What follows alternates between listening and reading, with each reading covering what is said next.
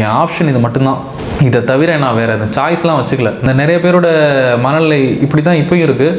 என்ன பண்ணுவாங்கன்னா, நோட்டிஃபிகேஷன் விட்டவுடனே படிக்க ஆரம்பிச்சிடுவாங்க, எக்ஸாம் முடிச்சோடனே தூக்கி புக்கு வச்சுருவாங்க. ஸோ இது வந்து இந்த ஃபீல்டுக்கு வந்து செட் ஆகாது. இது வந்து ஒரு மராத்தான் மாதிரி, நம்ம ஓடிட்டே இருக்கணும். இது 100 மீட்டர் ரேஸ் கிடையாது, நீங்கள் ஓடிட்டே தான் இருந்தாகணும். எப்போ எக்ஸாம் வருதோ அப்போ நீங்கள் அடிக்கணும், அதுதான் வந்து உங்களால் முடியும். இதுதான் வந்து இந்த ஃபீல்டை பொறுத்த வரைக்கும் நம்ம ஃபஸ்ட்டு விஷயம் கற்றுக்க வேண்டியது. நான் இந்த ஃபீல்டை விட்டு வெளியே போக மாட்டேன், ஓடுறதுக்கு தயாராக இருக்கேன் அப்படின்றதுக்கு ஃபிக்ஸ் பண்ணிட்டா உள்ளே வாங்க. இதை மைண்டில் எப்போவுமே வச்சுக்கணும். என்ன காரணம், எனக்கு ஒரு 3 வருஷம் இருக்குது.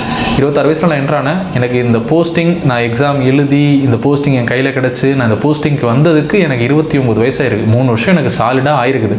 எல்லாருக்கும் இவ்வளோ நாள் ஆகும்னு நான் சொல்லலை, இது பயமுறுத்துறதுக்கானது கிடையாது. நேரம் எப்படி வேணாலும் இருக்கலாம் அப்படின்றதையும் மனசில் வச்சுக்கணும்.